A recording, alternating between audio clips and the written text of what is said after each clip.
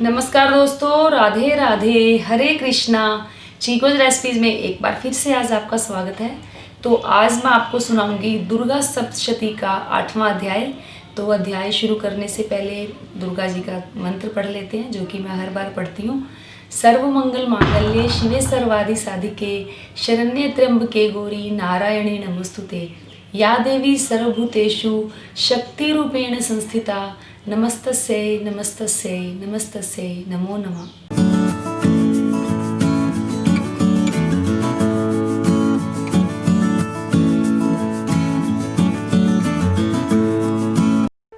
Subscribe करें chikoo recipes को और बेल आइकन को टैप करें मेरी हर वीडियो सबसे पहले देखने के लिए। तो जो 8वां अध्याय इस प्रकार से है कि रक्त बीज का वध है। इसमें महर्षि मेधा ने कहा, चंड और मुंड नामक असुरों के मारे जाने से और बहुत सी सेना के नष्ट हो जाने से असुरों के राजा प्रतापी शुंभ ने क्रोध युक्त होकर अपनी संपूर्ण सेना को युद्ध के लिए तैयार होने की आज्ञा दी।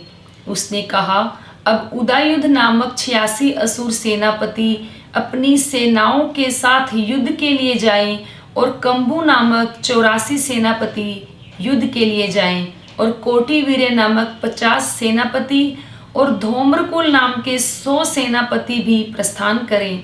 कालक, दोहृदय, मौर्य और काल के यह दैत्य भी मेरी आज्ञा से सजकर युद्ध के लिए कूच करें। भयानक शासन करने वाला असुरों का स्वामी शुंभ इस प्रकार आज्ञा देकर बहुत बड़ी सेना के साथ युद्ध के लिए चला। उसकी सेना को अपनी ओर आता देखकर चंडिका ने अपनी धनुष की टंकार से पृथ्वी और आकाश के बीच का भाग गुंजा दिया। हे राजन, इसके पश्चात देवी के सिंह ने दहाड़ना आरंभ किया और अंबिका के घंटे के शब्दों ने उस ध्वनि को और भी बढ़ा दिया। धनुष की टंकार, शेर की दहाड़ और घंटे के शब्द से पृथ्वी और आकाश के बीच का भाग गूंज उठा और इसके साथ ही देवी ने अपने मुख को और भी भयानक बना लिया। ऐसे भयंकर शब्दों को सुनकर राक्षसी सेना ने देवी तथा सिंह को चारों ओर से घेर लिया। हे राजन, उस समय दैत्यों के नाश के लिए और देवताओं के हित के लिए ब्रह्मा, शिव, कार्तिकेय, विष्णु तथा इंद्र आदि देवी की शक्तियां जो अत्यंत पराक्रम और बल से संपन्न थी, उनके शरीर से निकलकर उसी रूप में चंडिका देवी के पास चली गई। जिस देवता का जैसा रूप था, जैसे आभूषण थे, जैसा वाहन था, वैसा ही रूप, आभूषण और वाहन लेकर उन देवताओं की शक्तियां दैत्यों से युद्ध करने के लिए आई।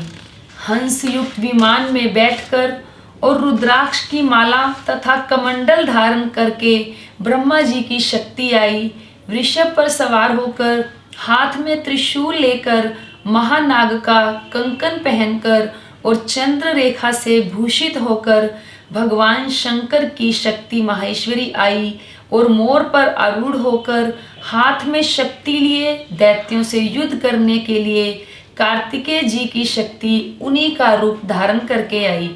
भगवान विष्णु की शक्ति गरुड़ पर सवार होकर शंख, चक्र, शांग्रगदा, धनुष तथा खड्ग हाथ में लिए हुए आई। श्री हरि की शक्ति वाराही वाराह का शरीर धारण करके आई और नरसिंह के समान शरीर धारण करके उनकी शक्ति नारसिंही भी आई। उसकी गर्दन के झटकों से आकाश के तारे टूट पड़ते थे और इसी प्रकार देवराज इंद्र की शक्ति इंद्री भी ऐरावत के ऊपर सवार होकर आई। इसके पश्चात इन देव शक्तियों से घिरे हुए भगवान शंकर ने चंडिका से कहा, मेरी प्रसन्नता के लिए तुम शीघ्र ही उन असुरों को मार डालो। इसके पश्चात देवी के शरीर में से अत्यंत उग्र रूप वाली और सैकड़ों गिदड़ियों के समान आवाज करने वाली चंडिका शक्ति प्रकट हो गई। उस अपराजिता देवी ने धूमेल जटा वाले भगवान शंकर जी से कहा, हे प्रभु, आप मेरी ओर से दूत बनकर शुंभ और निशुंभ के पास जाइए और उन अत्यंत गर्वीले दैत्यों से कहिए तथा उनके अतिरिक्त और भी जो दैत्य हैं वहाँ युद्ध के लिए उपस्थित हों, उनसे भी कहिए, जो तुम्हें अपने जीवित रहने की इच्छा हो तो त्रिलोकी का राज्य इंद्र को दे दो। देवताओं को उनका यज्ञ भाग मिलना आरंभ हो जाएगा और तुम पाताल लोक को लौट जाओ। किंतु यदि बल के गर्व से तुम्हारी लड़ने की इच्छा हो तो फिर आ जाओ। तुम्हारी मांस से मेरी योगिनियां तृप्त होंगी। चूंकि उस देवी ने भगवान शंकर को दूत के कार्य में नियुक्त किया था, इसलिए वह संसार में शिवदूती नाम से विख्यात हुई। भगवान शंकर से देवी का संदेश पाकर उन दैत्यों के क्रोध का कोई आर पार ना रहा और वह जिस स्थान पर देवी विराजमान थी वहां पहुंचे और जाने के साथ ही उस पर बाणों और शक्तियों की वर्षा करने लगे। देवी ने उनके फेंके हुए बाणों, शक्तियों, त्रिशूल और फरसों को अपने बाणों से काट डाला और काली देवी उस देवी के साथ आगे खड़ी होकर शत्रुओं को त्रिशूल से विदीर्ण करने लगी और खटवांग से कुचलने लगी। ब्रह्मानी जिस तरफ दौड़ती थी उसी तरफ अपने कमंडल का जल छिड़क कर दैत्यों के वीर्य और बल को नष्ट कर देती थी। और उसी प्रकार माहेश्वरी त्रिशूल से, वैष्णवी चक्र से और अत्यंत कोप वाली कुमारी शक्ति द्वारा असुरों को मार रही थी। और ऐन्द्री के बाजू के प्रहार से सैकड़ों दैत्य रक्त की नदियां बहाते हुए पृथ्वी पर सो गए। वाराही ने कितने ही राक्षसों को अपनी थूथन द्वारा मृत्यु के घाट उतार दिया। दाढ़ों के अग्रभाग से कितने ही राक्षसों की छाती को चीर डाला और चक्र की चोट से कितनों ही को विदीर्ण करके धरती पर डाल दिया। बड़े बड़े राक्षसों को नारसिमी अपने नखों से विदीर्ण करके भक्षण कर रही थी और सिंहनाद से चारों दिशाओं को गुंजाती हुई रणभूमि में विचर रही थी।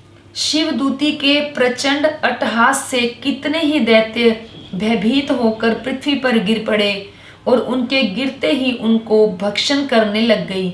इस तरह क्रोध में भरे हुए मातृगणों द्वारा नाना प्रकार के उपायों से बड़े बड़े असुरों को मरते हुए देखकर राक्षसी सेना भाग खड़ी हुई और उनको इस प्रकार भागता देखकर रक्तबीज नामक महापराक्रमी राक्षस क्रोध में भरकर युद्ध के लिए आगे बढ़ा।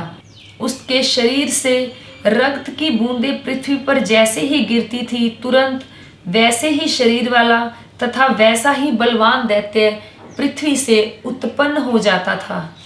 रक्तबीज गदा हाथ में लेकर ऐन्द्री के साथ युद्ध करने लगा।